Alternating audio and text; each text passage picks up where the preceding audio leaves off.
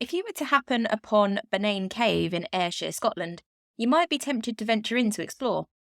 Perhaps there might be some sea creatures inside, or you might find some buried treasure. Or perhaps, just perhaps, you would find a family ready to boil your bones and consume your flesh.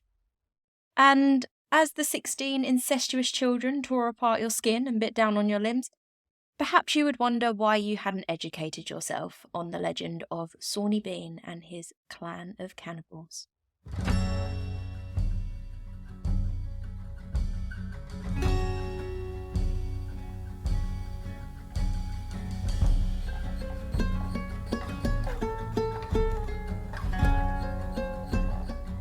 Hello, ghoul friends and spook daddies, and welcome to this episode of Horror House True Crime and the Macabre.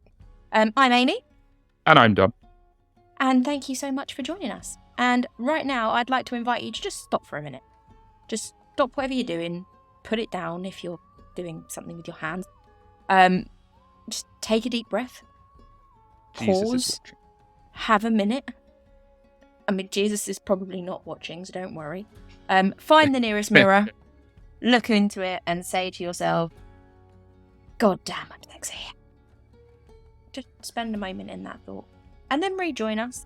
Hopefully enjoy the episode. Dom, how are you? I am very well, thank you. I'd be quite intrigued what people are doing with their hands while watching or listening to us. Now that's not going to... You do you.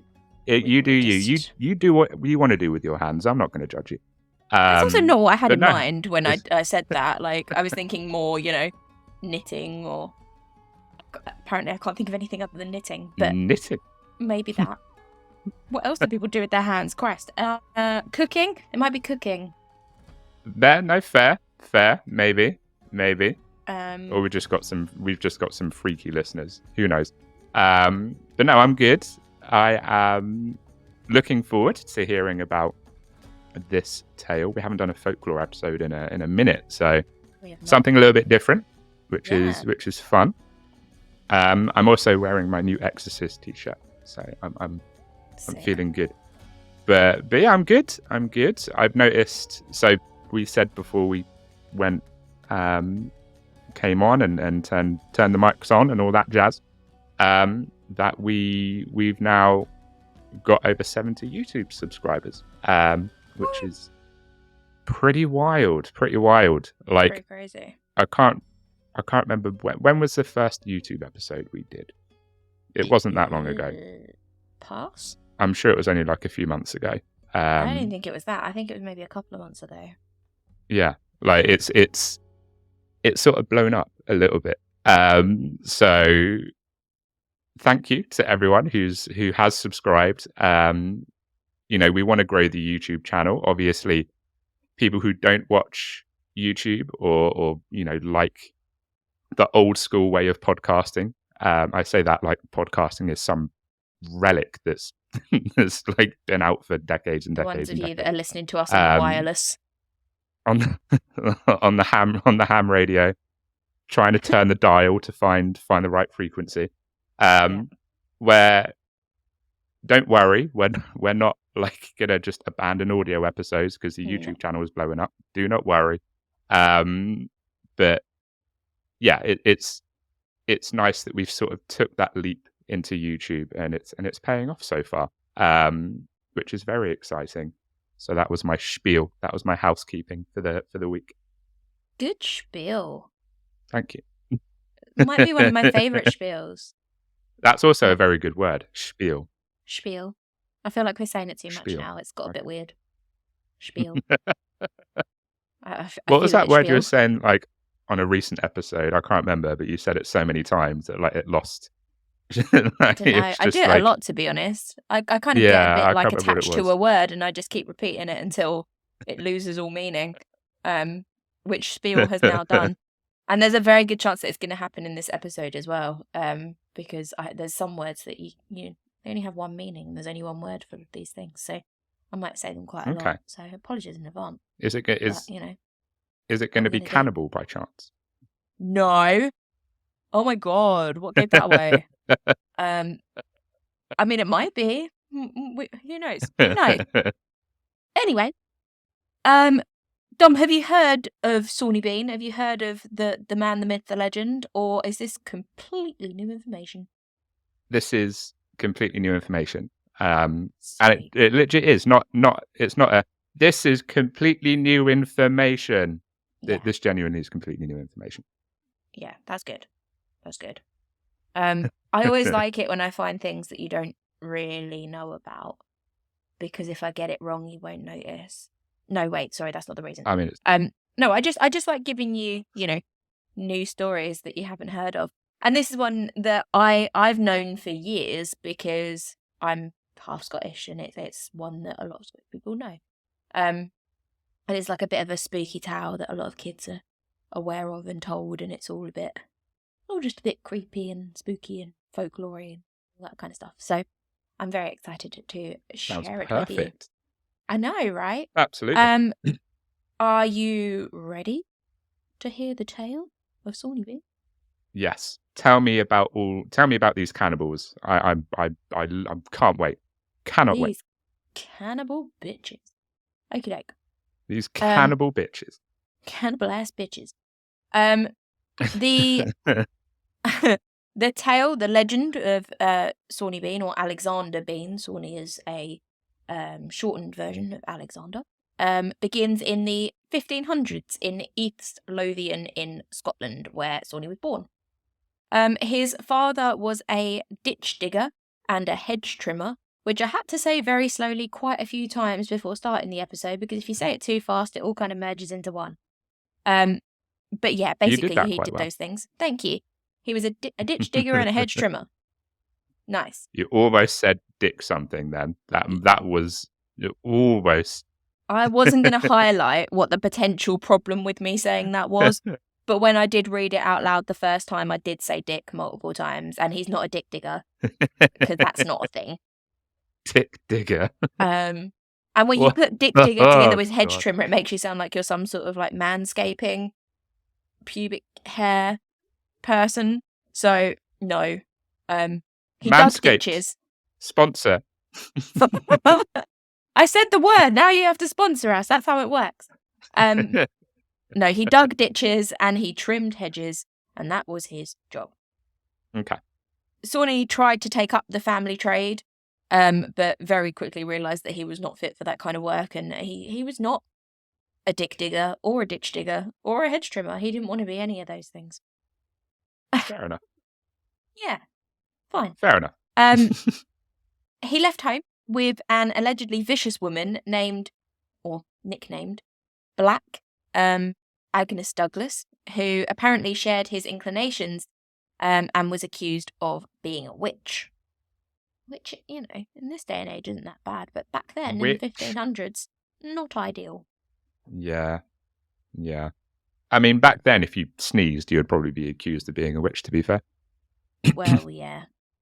Yeah, I mean, if you've got Black in front of your name as a nickname, I can't imagine that yeah, you'd be doing particularly well.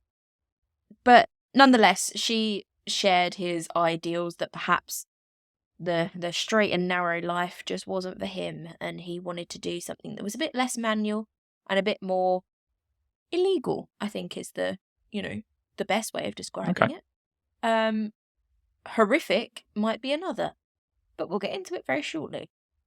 The couple got together and decided that living in a, usual abode was probably not best if they wanted to continue their criminal life. So they ended up in a coastal cave in Ballantrae in Ayrshire in Scotland. The cave was about 200 yards or about 180 metres deep, and featured miles of tunnels that would eventually be used to house their ever-expanding family. The entrance was blocked by water during high tide, and because of that, because, people assumed that no one could possibly get there and definitely couldn't live there, the couple were able to live there undiscovered for about 25 years. Which is in a cave? Time to be in a cave. Yeah, in a cave. Wow. By the sea. That's impressive. I mean, yeah. They had that sea view. that sea view, just miles of caves to enjoy. I mean, there's pros and cons to living in a cave, but that's what they decided to do. Although, fair enough. As you can imagine, other than robbing people and murdering them, there wasn't really too much to do in the cave by the sea, particularly overnight when you are stuck in it by high tide. So Sawney and Agus produced 6 daughters and 8 sons. So fair few kiddywinks. I'm stalling because I can't actually do the maths. 6 14. Plus 8, you'd think at 14. 14 children, thank you, Dom. 14 it's children. Okay. They produced together because, what else are you going to do other than get jiggy with it? I mean, that's true. That is true. You're in a cave. There's probably not much else to do other than make children, I suppose. No. Of course, they didn't mix with the general population. They all lived in the cave together. And their children went on to produce 14 granddaughters and 18 grandsons. Holy all living in a cave by the sea. So that's a lot of people, but also a lot of brothers and sisters fucking each other. Oh yeah. I didn't think about that. Oh no. Fully incestuous. No. This is some Game of Thrones season 1 style shit. We haven't done an episode that has incest for a while. No, we have not, and there's a reason for that, because it's gross. God damn. Yeah, don't. I mean, I know keeping it in the family might sound like a good idea, but don't. You don't want to end up with who was that, like, really inbred royal family, the Habsburgs or whatever they're called. You don't want to end up like them, looking with your massive chin and your. There was like this royal family. Just don't. Because of all the people you'll end up with that you could, just bring one outsider in. That's all you really need to do. Like, just one outsider, and then just dilute that bloodline just a little bit. That's all we're really asking. Yeah. But yeah. Nonetheless, a lot of brothers and sisters, a lot of babies between brothers and sisters, a lot of grandchildren. Basically, a hell of a lot of family members just doing the bad thing with each other. Yeah. In a cave by the sea. Big. It was big. It was a very big cave. It must be enough. Jesus. Yeah. Because I'm thinking, like, with like after like every so often they were like, how people are like, oh, we need to remodel the house. We're going to build an extension. We're going to add this. Like, over time, they're like, we need to chisel out the cave a little bit. And we need to make it a little bit wider. Well, it was miles of like interconnecting caves. So there was the one sort of main cave where they first went to, and then it was like, interconnecting caves that they sort of expanded into with their ever-growing family. But obviously they very much lack the inclination for regular labour or regular jobs. So the Bean clan thrived by laying careful ambushes at night to rob and murder individuals or small groups. Okay. The clan brought the bodies back to their cave, where the corpses were dismembered and eaten. Nice. Nom nom nom. Nom nom nom nom. A little bit of human meat. Tasty. They pickled the leftovers in barrels and discarded some body parts, which would sometimes wash up on nearby beaches. Nice. I'm not sure if pickling is the best way to preserve human. Not something I thought I'd ever have to think about. I don't know. I don't know. I mean, they work for them, I one thing like I've noticed, obviously since started the podcast, is like more and more, I just find myself having these random questions that, like, if I wasn't doing this, would be seriously concerning. Because everyone else, or not everyone, like other people have like very normal questions, like, well, what am I going to have for dinner tonight? Or, do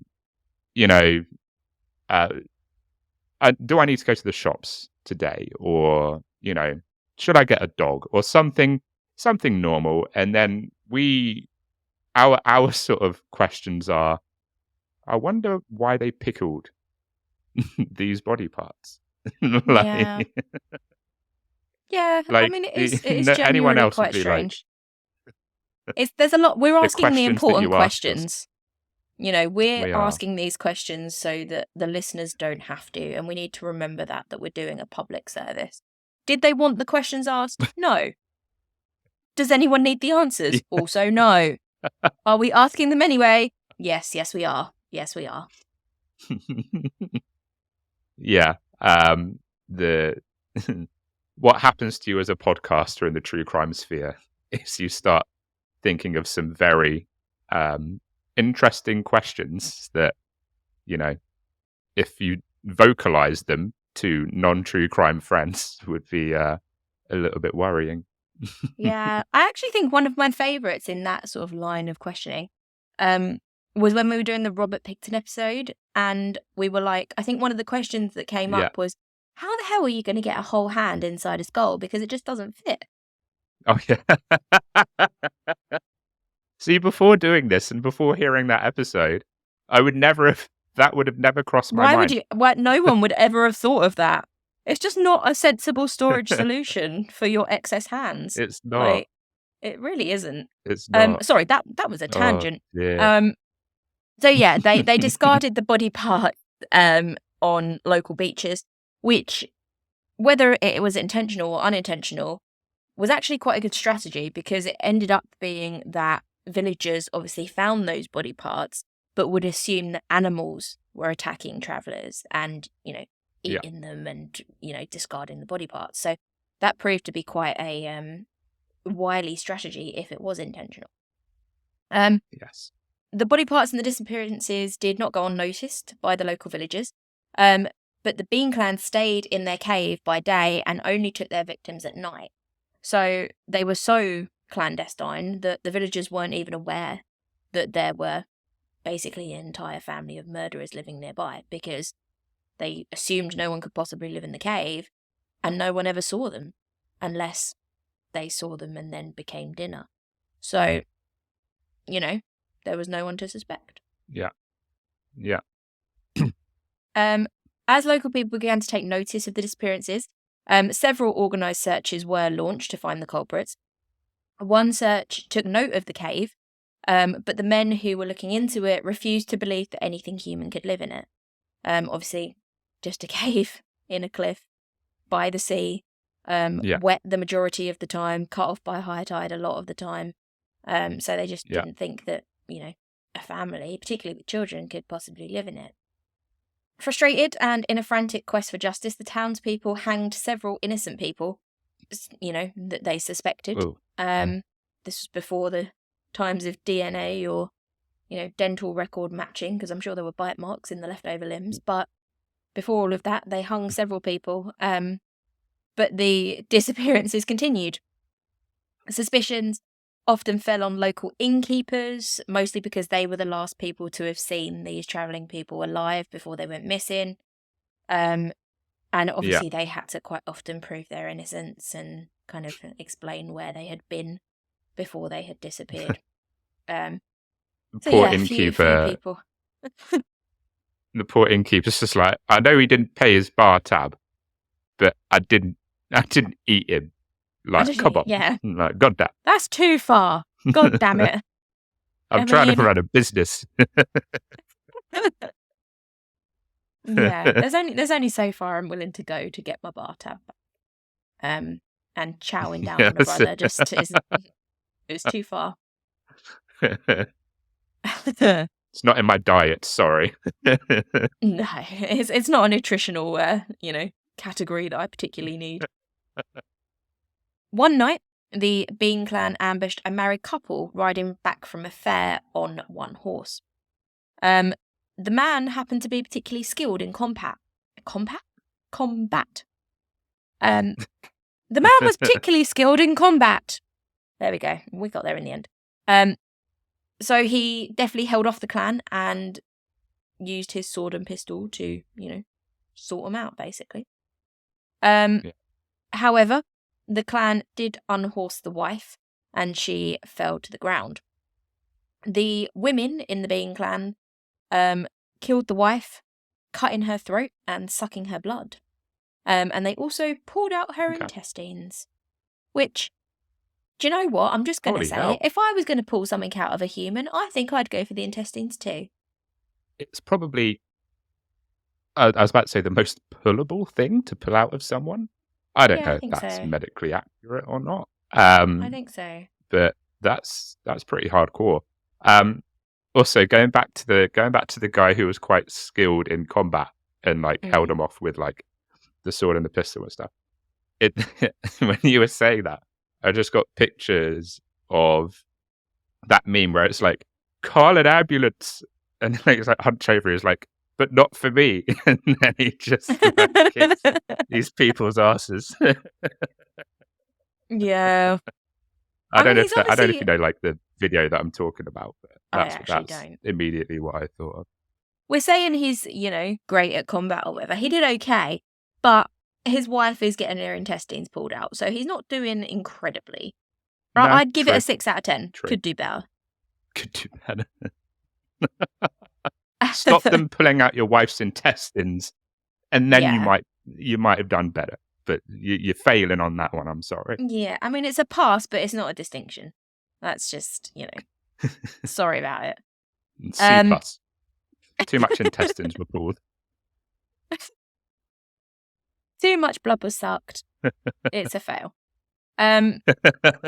Before they could take the husband, a large group of fairgoers who were also on the trail appeared behind them, and obviously the Bean clan fled. The fairgoers took the survivor, the man, to the local magistrate, who he informed of his experience. With the Bean's existence finally revealed, because bear in mind no one knew they even existed up until this point, it wasn't long before the king, who potentially was James VI of Scotland, but we don't 100% know, because in terms of dates, when Sawney Bean was supposedly active varies depending on the account you read. So potentially James VI of Scotland, we don't really know. But when the king heard of the atrocities, he decided to lead a search team of 400 men and several bloodhounds to hunt down them. With the help of said bloodhounds, dogs save the day once again, they soon found the overlooked cave in Benane Head. Upon entering the cave by torchlight, the searchers found that the Bean clan was surrounded by human remains, some body parts hanging from the wall, barrels filled with limbs, and piles of stolen heirlooms and jewellery. Wow. As for how many people had fallen victim to the Bean clan at this point, again, we don't 100% know. This was the 1500s. It's not particularly accurate. But reports are anywhere between 100 and 5,000. But that's quite a wide scope. It is a very wide scope. But considering that they were, chowing down on them, and you've got God knows how many kids surviving solely off human meat, yes, 100 to 5,000 is a bad scope, but I'd say 1 is probably too many. Yeah, I would say as a general rule, like if you're eating people, I'd probably say 1 person is 1 too many. Yeah, we set some very strange rules here on Horror House, but I think probably somewhere near the top of the list is don't eat people. Yeah, we're quite chill. We don't like to set too many ground rules. But on this one, I would say listen to your friends, Dom and Amy. Don't eat people. Don't eat people. It's not wise. Don't eat people. I mean, not in the literal sense. Also, there's another sense that we're perfectly, on board with. But the actual using them as food version, no, not good. Don't do it. Yeah. New horror house slogan: eating ass is fine. Eating people is not fine. Eat an ass, not a limb. That's the rule, and we're sticking to it. Also, I just want to say that it was an interesting choice of decor, having people on the wall.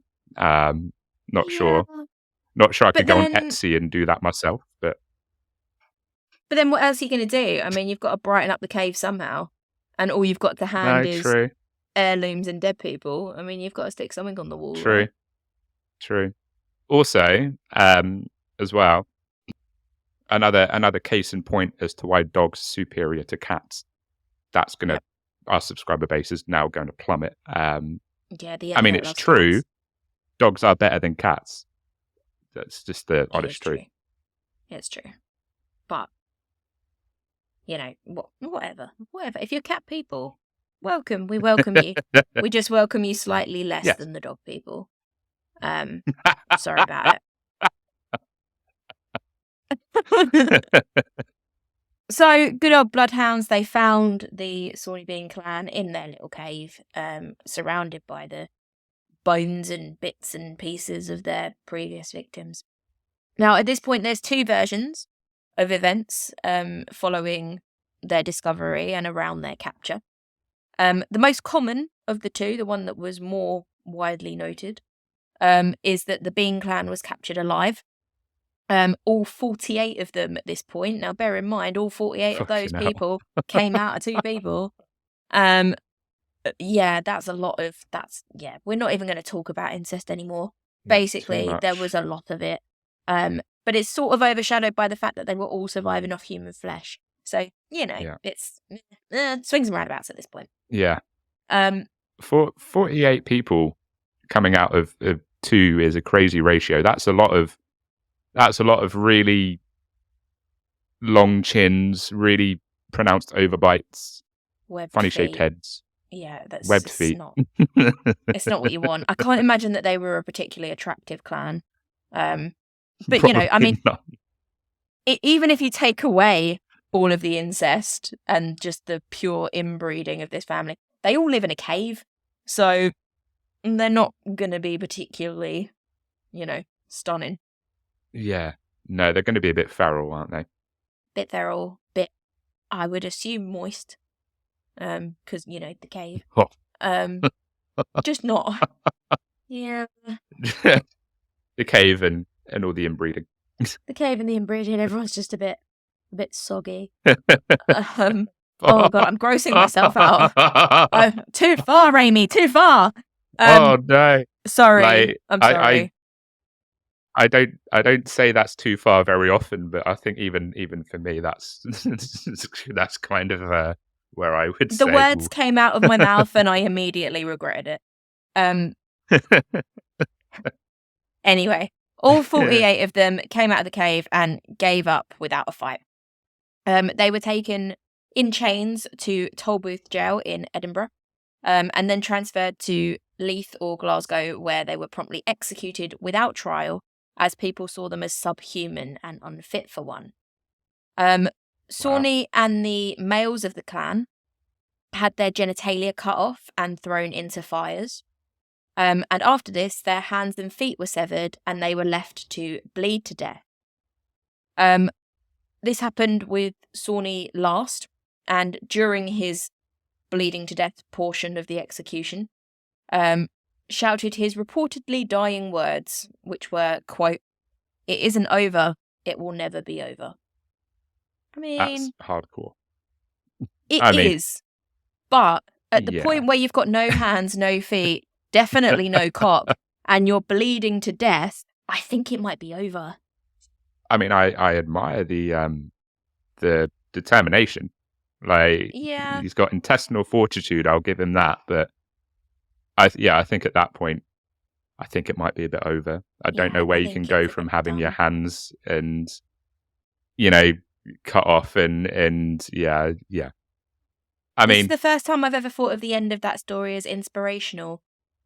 Maybe we should put a picture of him with his no hands and no feet with the quote as a bit of a like, go on, you've got this. Yes, you're having a bad day at work. Yes, that meeting could have been an email, but you're not this dude, and he's still optimistic, so pull yourself together.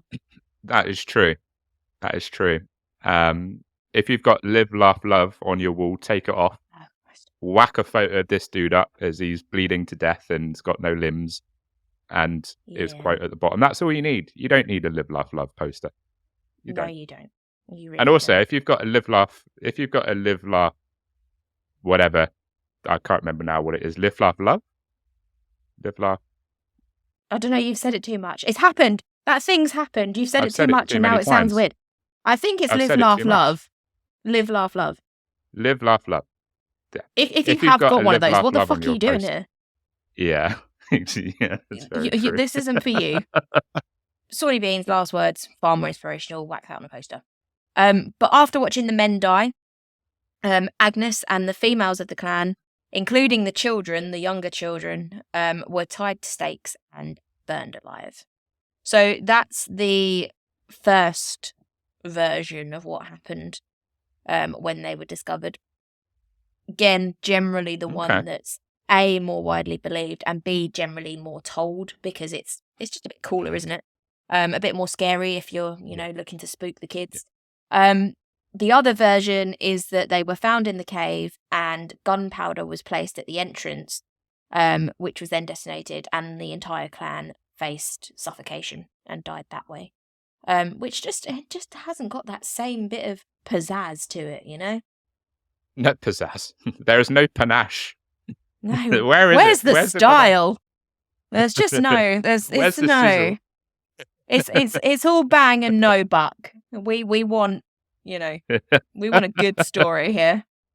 All fur coat and no knickers. That's far less, exciting, that version.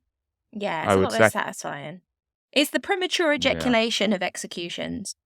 It's all over too quickly. Another sentence I didn't think I'd be saying today. The town of Girvan, which is located near the Macabre scene of murder and debauchery, has another legend about the Bean clan. There are claims that one of Bean's daughters eventually left the clan and settled in Girvan, where she planted a tree that became known as the Hairy Tree.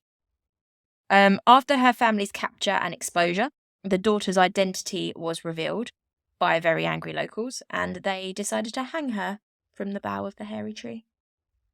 That's just another little extra tidbit. Okay. I'm assuming the tree was not actually hairy, or maybe it was. I've not seen a picture of the hairy tree. I don't know if it still exists. It was a tree, and we're talking about the 1500s, so potentially not. But yeah, probably not. I don't know. Maybe it was particularly mossy. It could have been a mossy tree. Maybe. Maybe. I don't know. I'm sorry, Dom. I should have checked the veracity of the tree prior to recording, and I did not. So that's on me. Why didn't you fact check tree, Amy? I'm sorry. Go. On that level of disappointment of me being a letdown, should we take a little break? I think that's probably a good time. Yes. That sounds like a good idea. I can ponder more disturbing questions that normal people would never ponder. Good plan. Have a think about that hairy tree. Yes. And when we come back, we'll talk about the validity of Sawney Bean and whether he was actually a man and there's truth to this story, or whether it's just a myth and a tale told to scare children. We'll have a chat when we get back. See you back here in a few, peeps.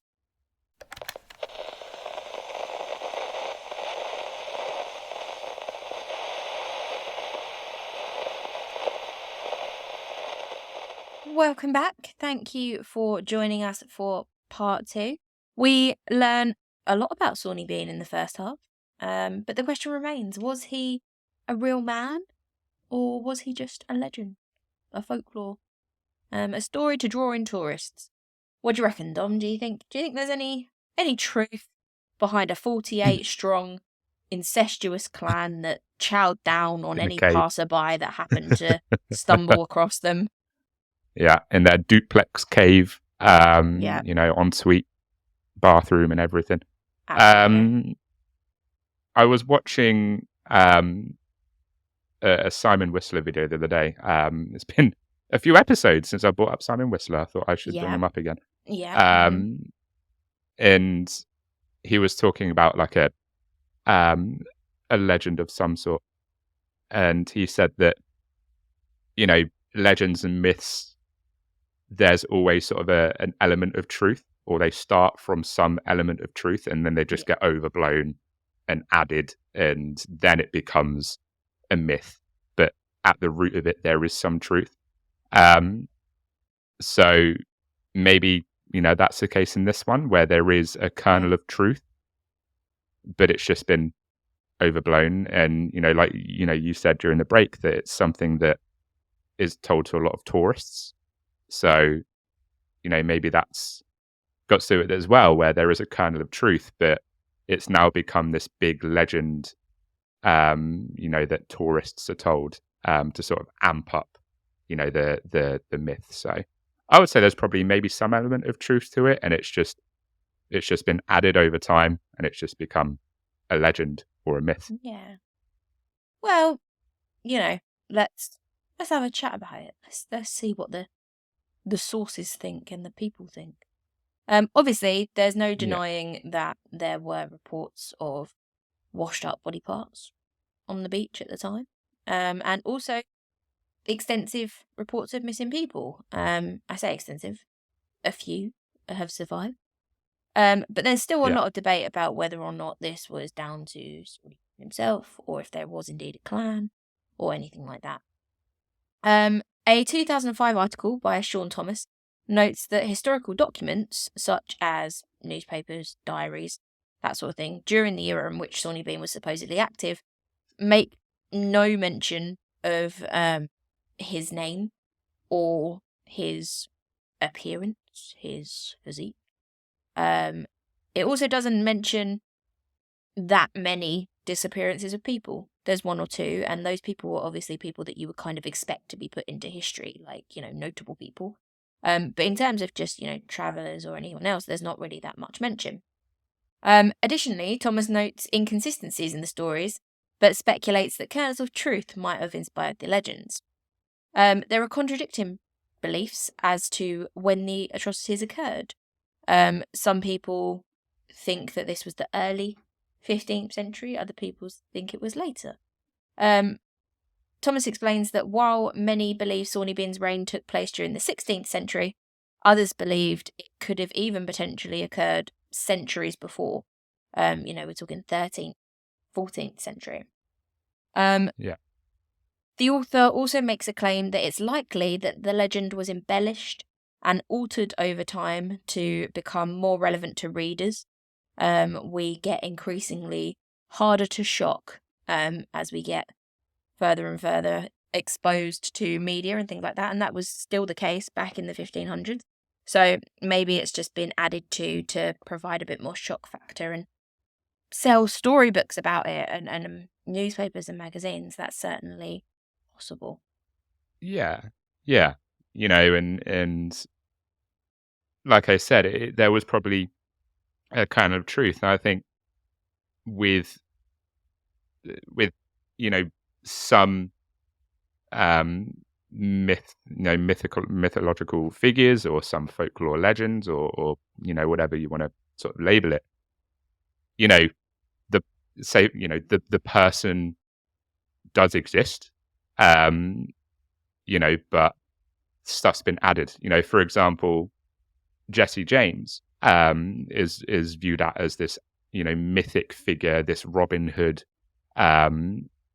whereas yes, Jesse James did exist, but he never gave money to the poor.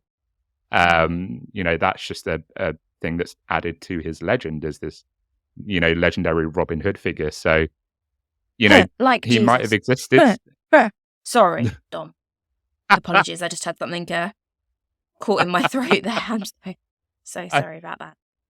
He did pop into my mind, but I'm not gonna say Jesus. I'll keep that one at bay. Any noises that result in my coughs, which may or may not relate to characters, fictional or non-fictional, are not represented on the opinions of this podcast. Yeah. No, so Tickle. Sorry about that. So yes, now that it's been said, Jesus was a real person. Did he perform miracles? Probably not. So yeah. Yeah. I feel like I'm now doing a meme, probably that Kermit one where he's got a cup of tea and he's just like, but that's none of my business. So we'll just leave that where it is.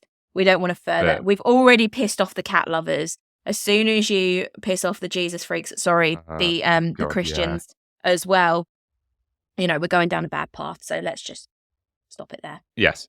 But yeah, I would say that, you know, the person probably existed. But stuff's just been added that is a good story, or that, you know, is interesting to further that legend. Exactly that. And he wasn't the only myth, legend, person that was related to cannibalism in Scotland at the time. The Sawney Bean legend is very closely resembled by the story of Christy Cleek, which is attested much earlier in the 15th century. Christy Cleek is a mythical-ish Scottish cannibal who lived during a famine in the mid-14th century, famed for killing and eating 30 travelling tradesmen. The legend, again, sort of story, legend, tale, of Sawney Bean first appeared in British chapbooks like rumour magazines back in the 1600s. And today many argue that the story was potentially political propaganda to generate a generally bad opinion of the Scots by the English, particularly after the Jacobite rebellions. If you're not familiar with Jacobitism, I don't even know how you say it. I wasn't either. And apparently it's a political movement that supported the restoration of the senior line of the House of Stuart to the British throne, which the Scots did not want, and therefore there was a bit of friction there. That's why the rebellions came about. But a story about a Scottish bloke that lives in a cave with his incestuous family and eats people, isn't going to paint the Scots in the best light. So it would be in their favour to maybe embellish that a little bit. You know, these things do happen. Yeah. The love between the Scots and the English has always been there. We we love the Scots, and the Scots love us. Yeah, I mean, it's a weird one for me because I'm half and half, but you know, it's cool. It's probably why I'm in a constant state of conflict with myself. And there's more cannibal stories coming out of Scotland at around-ish this time. Another one of these was the even more redolent tale of Sawney Bean and Christine Cleek, bigger than both of them, which can be found in the 1696 work of Nathaniel Crouch, a compiler of popular history, who published under the pseudonym Richard Burton, if you did want to look it up. In this tale, the following happened in 1459, the year before James II of Scotland's death. So this is a quote. About which time a certain thief, who lived privately in a den with his wife and children, were all burned alive. They, having made it in their practice for many years to kill young people and eat them, only one girl of a year old was saved, and brought up to Dundee, who at the age of 12 years, being found guilty of the same horrid crime, was condemned to the same punishment. And when the people followed her in their great multitudes to execution, wondering at her unnatural villainy, she turned to them and with a cruel countenance said, quote, "What do you thus rail at me, as if you had done such a heinous act contrary to the nature of man? I tell you that if you did not but know how pleasant the taste of man's flesh was, none of you all would forbear to eat it." Interesting quote. Interesting quote. Or is that account not so much a story as the tale of the child of Sawney Bean who survived? No, that's a fair point. That's a fair It could point. be. I mean, I'm not saying it is, because we don't know. Yeah. But it could be. Or it could be the story of someone that, actually did commit cannibalism and was put to death, but had Yeah. nothing to do with Sawney Bean, but supported the idea that he may also have existed and he might also have done it, because there are people that lives in dens and with their families and eat people. Yeah. It all supports the theory that he could be real. Yeah. And cannibals stick together, obviously. Yeah, I mean, they certainly all cook in the same pot. Yeah. That was a bad joke. I apologise. So, whether you believe he was real or not is entirely up to you. Perhaps we'll never know. He is quite a widely known story in Scotland, to the extent that I don't know if this is still the case. And listeners, if you've been recently and can correct me on this, please do. There was a whole part of the Edinburgh Dungeons that was dedicated to Sawney Bean and his story. Obviously, you can have the visuals of it, the cave with the body parts, with the incestuous family, all of the actors dressed up in their, rags and covered in blood. It's very spooky. So it's definitely still something that's quite celebrated as a tale in Edinburgh. I don't know if it's still at the Edinburgh Dungeons, but if it is, I highly recommend going. It's how I was introduced to the story when I was 10. And let me tell you now, I did not sleep for a fucking week, because that shit is scary. But it was how I learnt the tale, and like I say, it's a very popular story for tourists. Yeah. It's also inspired, as I'm sure you can imagine, about 1 million death metal references. I started listing them when I was doing the outline for the episode, and then promptly gave up because there's just too many.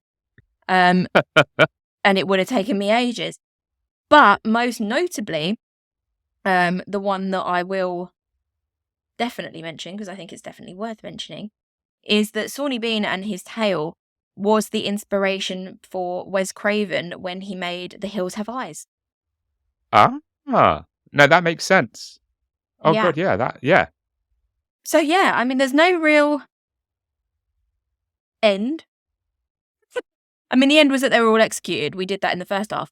But there's no real end to this tale, and it could potentially be alive and well and told for many hundreds of years to come, because, the living in a cave with your incestuous family and eating people is a tale as old as time, and one that is classic and will never grow old.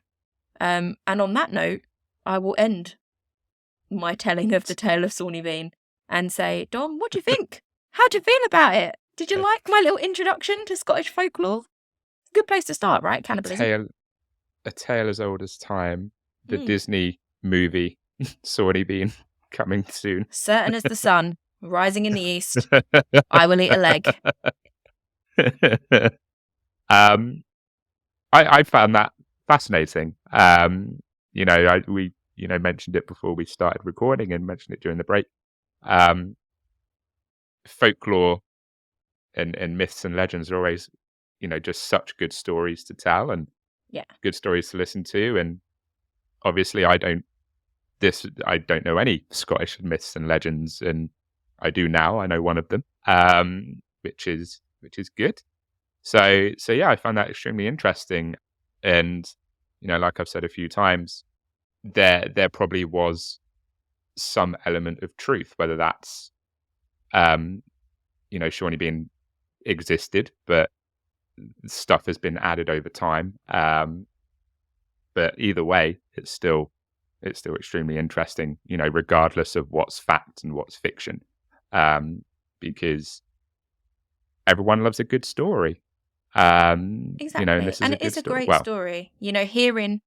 I've heard this story from a few different sources, obviously the Edinburgh Dungeons being one of them. My great-grandmother told me this story, and when I was very young, and I remember being fascinated by it. And then, like, my Scottish family have always sort of mentioned it, and it's been one of those, like, creepy tales that you tell. I'll be honest, normally English people, when when they come to visit, you tell them the tale of Sawney Bean, because it's a shocking one and it's one that's quite creepy. So I definitely wanted to share it with you. But before I forget, I do want to just mention our Teaser Tuesday post for this episode. So if you're not following us on Instagram, why? Number one. Number two, I posted a picture of Sawney Bean for the Teaser Tuesday post. If you knew the story and you were particularly vigilant on that post, and I feel like, Dom, you're going to immediately want to grab your phone and go and look at this, unless you've already noticed it, which you might. In that picture, there is a man who is Sawney Bean at the front of the picture, but behind him in the picture is the cave and a lady walking into the cave carrying a human foot. So there was a slight clue in that picture as to the tale that I was going to be able to tell. I did see that. Yeah. There you go. Yeah, I did notice that. There's a little sneak peek. So if you didn't notice that in the Teaser Tuesday post, go back, have another look at it. Look out for the little lady carrying a foot into the cave, because that was your hint. Yeah. That was. I noticed that, obviously. I had no idea about this legend, so Sawney Bean meant nothing. I was just like, okay. I noticed the foot, but I was like, I don't know this man who's standing at this cave. Oh my God. That lady's got a foot. I was just like, that lady's got a foot. But yeah, very, very interesting. Do love me a good folklore tale, a good legend. A nice little sort of, a campfire story. That you would tell to get those creepy vibes going. So exactly, yes, very interesting. Exactly. So thank you for sharing it. No worries. Dom, why don't you see us out for this week? Yes, I will. Thank you for watching or listening. We hope that you enjoyed our spooky tale of some Scottish folklore, and it was very interesting, and I loved every minute of it. If you do want to support us, there are many, many ways that you can do that. You can follow us on Instagram at horrorhouse_pod. You can follow us on all of the podcasting apps, all of them, every single one. Go through every single one of the podcasting apps and follow us. That is your challenge. You can also... I won't settle for anything less. I have no life. I will check. And if you do want to, if you enjoy watching us on YouTube, please hit the subscribe button. I genuinely think that we could probably get to 100 before the year is out, or at least by sort of very early next year. Challenge I know, accepted. right? That is, you got 2 challenges. Those are your 2. So yes, please subscribe to the YouTube channel. It would be lovely to have you. We want to grow that community, and it's going strong. So please do. If you want to support us financially, there is the Buy Me a Coffee link. We are forever going to be struggling content creators. Amy more so with a need for caffeine than me, but still, we're also struggling content creators. So I'm buy just me a struggling. coffee. Just really struggling. Link. Hit the link. Throw us 1 coffee, 2 coffees, 3 coffees. Take pity on Amy and throw 50 coffees her way. I'm sure she give me 1 cup of coffee. No, stop there. Immediately regret starting that. But it's a great way to support us financially, and it's no subscription. It's literally you buy us a coffee, and that's it. That's all you got to do. So easy, happy. And also there is the merch store as well if you want to get some merch and represent the podcast. But until next time, all that's left to say from me is, as always, stay dazzling, stay stupendous, stay superb, but most of all, stay spooky. Stay spooky, cannibals.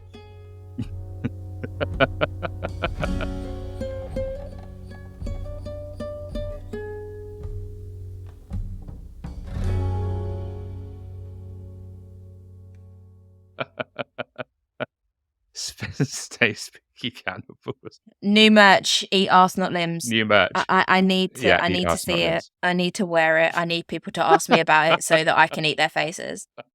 It needs to happen. Oh dear, that's going to be the new tagline of the show.